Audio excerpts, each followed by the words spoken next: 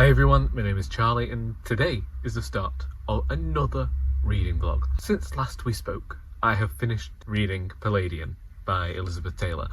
I ought to say that I started and finished reading this. I read this book in one day. Granted, it is only 180 pages and I have been reticent to read this one because I have heard that it is Elizabeth Taylor's homage to Jane Austen, and Jane Austen and I don't get on after a bridge match where I am pretty confident that she cheated. That's all I'll say. That's all I'll say. We were hiding out in Malaya at the time. It was a whole thing. I wasn't even in this body. Either way, I have avoided reading this one for the longest time. And it is Elizabeth Taylor's second novel and follows Cassandra Dashwood after the death of her parents, being sent to be a governess to Mr Vanbrugh's daughter Sophie. Admittedly, it does have some of the tropes of a classic Victorian / Jane Austen type tale. I understand the link to Jane Austen. I know that she was one of Taylor's favourite writers. You can see that with this almost Pride and Prejudice style going on. That book is even mentioned within the pages, but the film adaptation, and there is also touches of Jane Eyre in here. However, in terms of the writing, I would say that Elizabeth Taylor is really finding her feet with this book, and it actually led to some more exploration in her writing, so we got a lot more description than I'd say we get in her later works. Also, there was some dialogue from the character of Nanny, who is this person, this staff member who has been sent from all these upper class families because she just gets passed around because she's incredibly mean to people, but Elizabeth Taylor has captured this dialogue so incredibly well that it led to some great comedic moments. You can also see from the pages of this book what would go on to later inspire her. So we have touches of the character of Angel from the novel Angel with Sophie, and then the ending. As we were approaching it, I started to be reminded of another book of the author's, and I thought, she's not going to do that, and she did, and I was shocked. Part of me wishes it hadn't happened because it feels like it was a forced climax to then go into the denouement and have this resolution that I'm not sure whether it was necessary, but I will talk about all of my thoughts about this one later once they're fully not combobulated, but that's the word in my head, so once they're fully combobulated you can have them. Otherwise, I was in work on Saturday and everyone was talking about how outside it was a really nice spring day, and I said of course it would be a nice spring day out there when I'm in work and I won't get to experience it because by the time I leave it's dark. And I didn't get to experience any of the nice supposedly warm spring weather that we got on Saturday. I got a day full of fog yesterday, which meant it was great walking down the towpath with Sal. I spoke to my sister, I could have easily gone to the forest as well because there weren't as many people there yesterday, but Sunday is our towpath walk. She missed her usual friend, but we made a new friend towards the end of our walk, well, the first leg of our walk, where we met a Jack Russell crossed with a Border Terrier who was incredibly petite and bouncy, and on the way back met some pups as well who were very fond of me, and one tried to follow me home, but Sally wasn't too fond of them because she doesn't much go in for rambunctious, boisterous little pups nowadays. Once again, we're at the same position as we were at the start of last week, in that I don't know what I'll be reading this week because Palladian was going to be one of the books that I read this week, starting today, because I've started making these plans. It's great. I say what books I want to read in a week, and I tend to read them. Sometimes I don't. Sometimes they go over to 1 month. I'll see how I feel when I get home. I won't be reading it till after 10 o'clock anyway.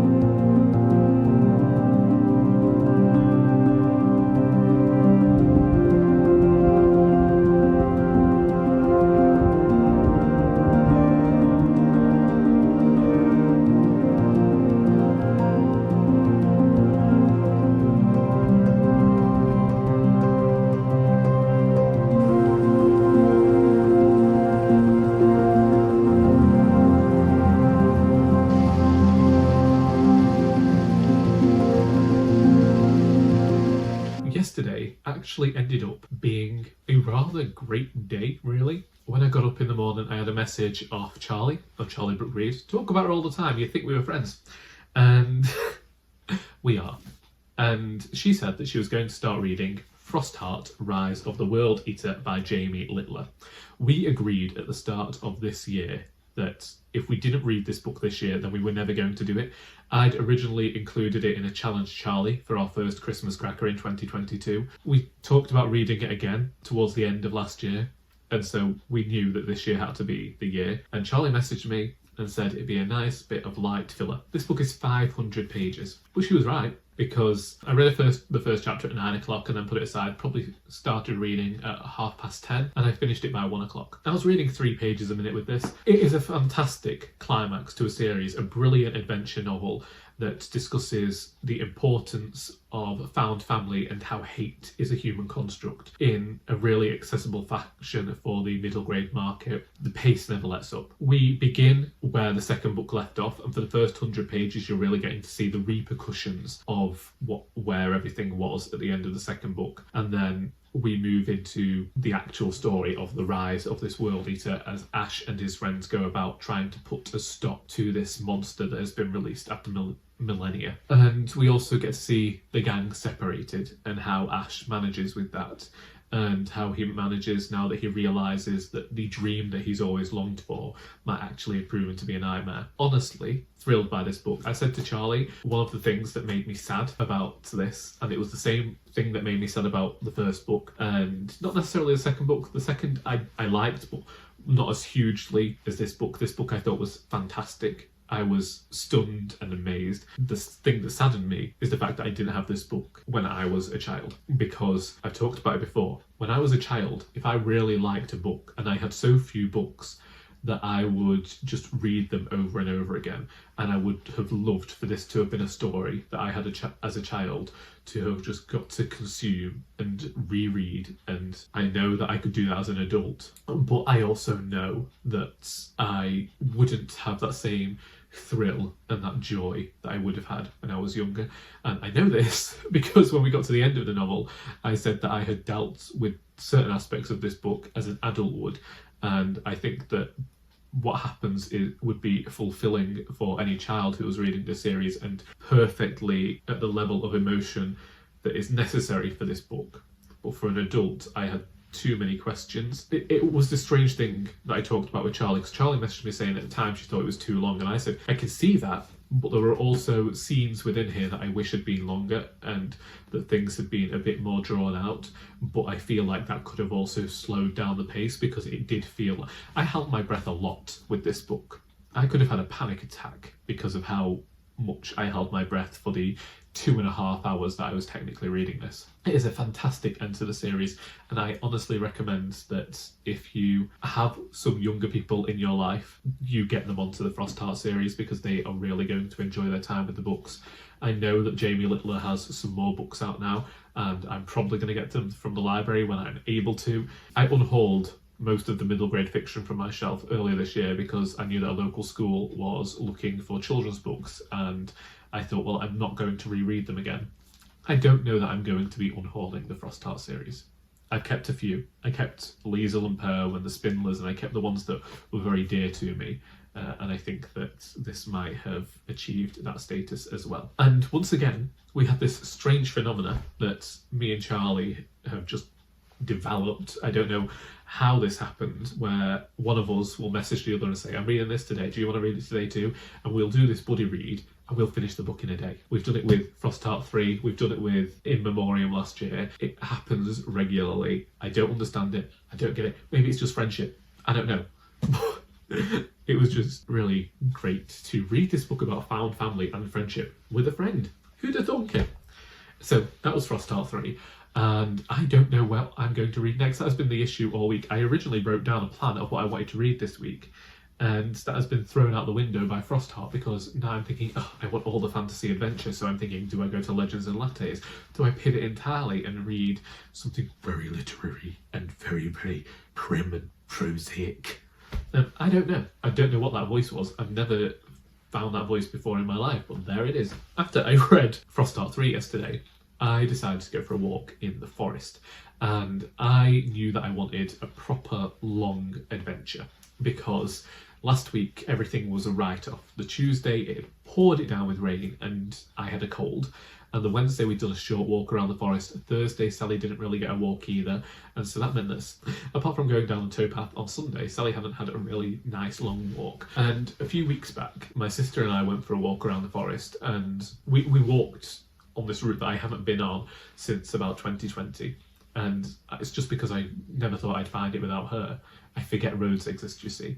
But the way that she had me do it in the end was a bit steep, and I had wondered since doing that whether I could walk in this different direction, make it a bit less steep for myself, and still end up at the place I needed to be. And I did. I was walking for nearly 2 hours, if not more. I took some footage, I saw some sheep, I saw some cows, it was raining, I didn't meet anybody else on this long adventure.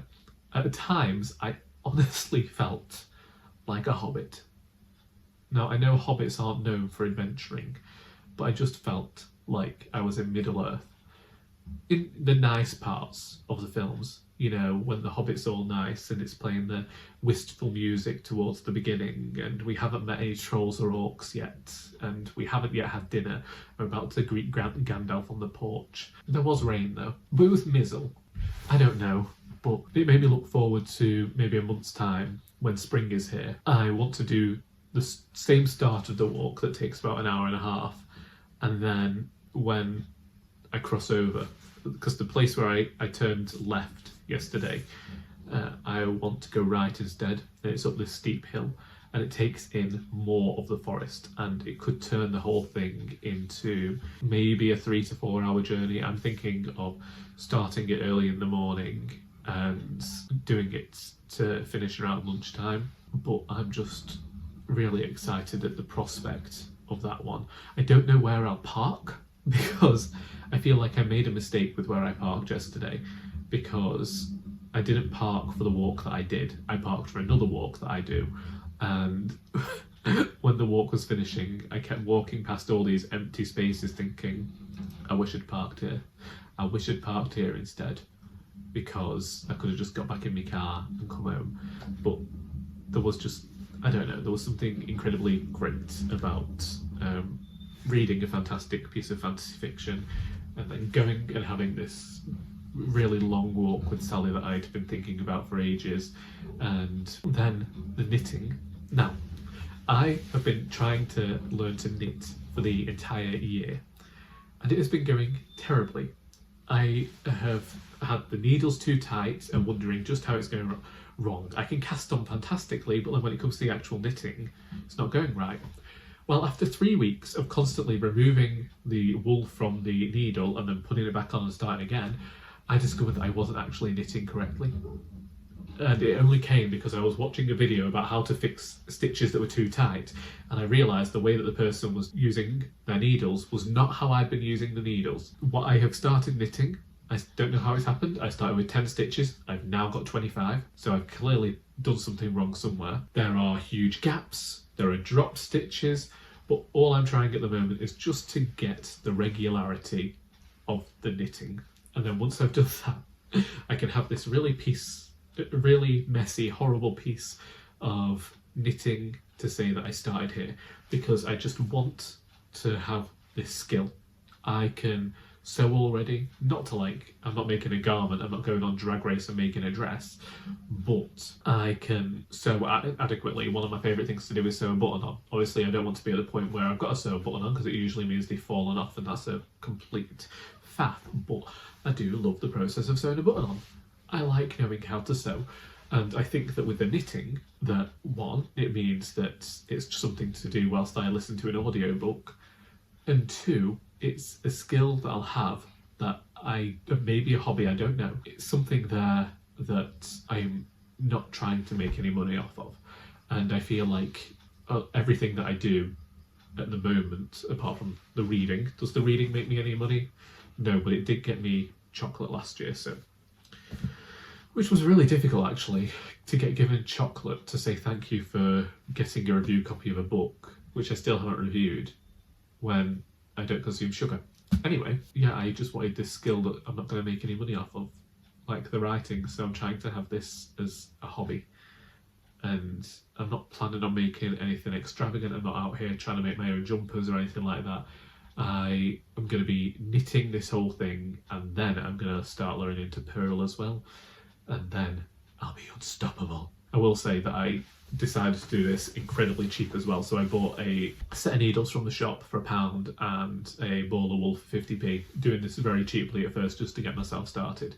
And if I ever have any inclination to make something bigger, then I will. But right now it's just about getting the stitch correct, the tension correct, and also figuring out how I managed to accumulate 15 more stitches than I originally put on the needle. But that's me. Today it is still bleak out there, it's still wet, and my dog will hate it, but I think I'm going to take her for a walk today as well, just to get out there, just because it's nice.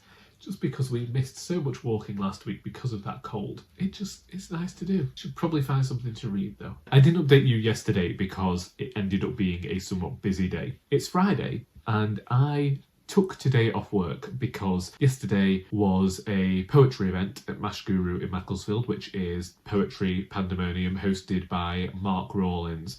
And yesterday's guest poets were supposed to be Joy Winkler and Phil Poyser, but Joy was ill, so Nick Degg filled in. I have been to this venue a few times, but I've never participated in any of the events. There was an open mic portion last night, and I decided that I was going to read a poem that I wrote about a local naturist. I have yet to meet this person. I simply wrote this poem based on what I heard two people saying in the library about them. And I've read this poem previously. People have always come up to me and said, "Oh, I've seen this person, I saw him here and here." Because of that, I jokingly said that I would hold a walking tour when I next released a poetry collection and take them to all the places that this naturist has been spotted. Well, I get called up to the microphone and I say, "You might know this person. You could even be here. If you're in the audience, then this is about you." And I said that jokingly. When my mother went to the bar during the interval, it turned out that he was there. I cannot deny the moment of embarrassment that I felt, because a few people then started coming up to me and saying he's at the bar. I had wondered what was going on, because usually I get a few laughs with this poem and I didn't get that many, a few titters here and there, and I thought it's just a tough crowd. No, it's because I think they didn't know where to look, because they could look at him in all his naked glory, or they could look at me who were reading about him. Anyway, towards the end of the night, at the end of the night, as we're leaving, he sat on a sofa by the door that we all have to go out to leave. And somebody says, "I think he wants a word with you." I said, "That ain't gonna happen." And I just averted my eyes and I just hoped that these older people who were going through the door would speed up because I wanted to get out of there. My goodness. I don't see anything derogatory about naturism or naturists in this poem. It's very light-hearted and fun, but definitely not something I expected. Will it make me more careful about what I'm reading in future? I don't know, because I previously gone and read about sheep's prolapse vaginas, people drowning cats, people killing animals and that sort of thing. So should I be embarrassed about reading a poem about the naked form? I don't know, but the gentleman was there. Otherwise, reading-wise, I haven't done much reading since Tuesday with the binge reading of Frostheart 3 in the morning. I started reading Legends and Lattes on Wednesday night. Didn't get any chance to read at all yesterday, so I'm still only 40 pages into this, and I'm hoping to get some read today. An intriguing one, because a lot of people went into this book not knowing of cozy fantasy and as a genre, and I think that a lot of people had forgotten about Terry Pratchett and Tom Holt and these other writers who were writing in the fantasy genre, but it's very light-hearted and comedic. One of my favourites from a few years ago was the management style of the Supreme Beings, and it's a genre that I like, and I think that a lot of people forgot about that when it came to Legends and Lattes. In terms of Legends and Lattes, I haven't read enough to really give an opinion yet. I didn't realise that it was going to be all about Viv, this orc, setting up the coffee shop. I thought we were going to go into it a bit quicker and at the point that the coffee shop was already open, but I know that a few of my friends have read and liked this. Anyway, I have now finished writing the climactic scene in the second Alice Valentine book. I wrote another scene with Marmaduke Featherstone that just draws a line under that part of the story. As I say, I think I've got 2 or 3 scenes now that I want to write that are the denouement towards the end of the novel. Part of me is in a quandary at the moment. I don't know whether to leave those now because they are just wrapping things up, and I don't want to wrap things up and then feel like, oh, but I've got all of this other side story to write, or whether now I can go back, write the side story, and then write these chapters so that it does feel like a definitive end, because I found that sometimes when I've written the final chapter, I can feel like, oh, that's done then. At the moment, I don't know what I'm going to do in terms of writing. I feel like I might be going back and writing the Marmaduke chapters that I've missed out on, which there aren't many. I think in terms of Duke's chapters, I have about 10,000 words to write, but that could all change because sometimes I'll think that something's going to take a really long time to get written and I manage to say it in a few paragraphs. So that might happen here, and scenes might get put together that I hadn't envisaged being shorter. It all depends on the writing. Like this final confrontation I had between Alice and the murderer, I thought was going to be much shorter, and it ended up being a lot longer than it was. So I just have to keep that in mind when writing. That's me, off work today, back tomorrow. Yeah, I'm hoping to spend today as a reading and writing day. I'll probably speak to you tomorrow to draw a line under proceedings and maybe give an update on where I am with Legends and Lattes. There is a clock ticking very loudly somewhere. So I did not finish reading Legends and Lattes yesterday, although I did make it to the 100-page mark and will have it finished by Monday, which means that although I didn't read the 3 books that I originally thought I was going to read this week, I still got 3 books read, and I'm happy about that. I know that I'm not going to be able to keep up this momentum of reading 3 books a week. I do like that as a number to try and get through, but I also know that there are certainly going to be some times this year where I am reading just 1 book a week, because I have a few that are over 300 pages. Actually, did manage to get some writing done. However, this was not writing done directly onto my computer like I imagined it would be. I thought that I would knuckle down and write these scenes from the subplot, but I found that I'm going to have to write longhand for a bit to properly get into this other voice that I'm writing in to form the scenes. But I was right. I looked at the plan and there are only 5 scenes to write. I did consider adding another one, but then I realised that it wouldn't necessarily work for continuity reasons, and so there are just 5 scenes to write before going and writing the final 2 bits that will round off the novel. I don't know how much time that's going to be. I'd say we're looking at least a fortnight, just because of being in work and the time that I have off. If I knuckle down and I wrote 2,000 words a day, then it would still be about that amount. As I say, that's the least amount of time it's going to take. In terms of Legends and Lattes, I am finding myself reminded of the Discworld series, simply in the way that we are introducing a very human, everyday aspect from our lives into a fantastical world, this one being coffee and cinnamon buns or cinnamon swirls, and that happens a few times in Discworld. In moving pictures, cinema gets introduced to the Discworld. I'm pretty sure we've had it before with a human product entering into the Discworld. It happens a few times and is used in the satirical way to poke fun. I don't think that that's what's happening with Legends and Lattes, but it's strange. Every time I read one of these cozy books, I find myself taken immediately to those Christmas Hallmark movies. I would be interested if Travis Baldree was to go on and write a whole collection of stories set in this world in a similar fashion to how Terry Pratchett did with the Discworld, with these fantastical creatures just going about normal, everyday things. By the time that I next see you, I will have finished Legends and Lattes and I will be looking for the next book to read. Will I be going for something more magical and mystical, or will I be seeking out something literary? I don't know. I didn't know on Tuesday. We're just playing it by ear. I have a list of books that I want to read in February, and I only have 3 left from the February list, but I still have 2 that I didn't read in January. So hopefully I can get through them all in the next 12 days that are left of this month. But anyway, that's me. If you've read any of the books that I've mentioned in this video and would like to discuss them, then please feel free to do so. I hope... Oh, I forgot to give you another... No, sorry. We can't go yet.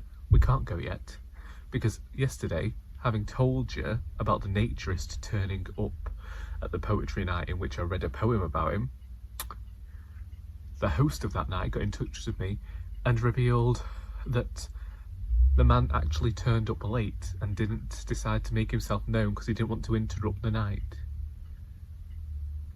And the man has now requested a copy of the poem, and it's been sent to him.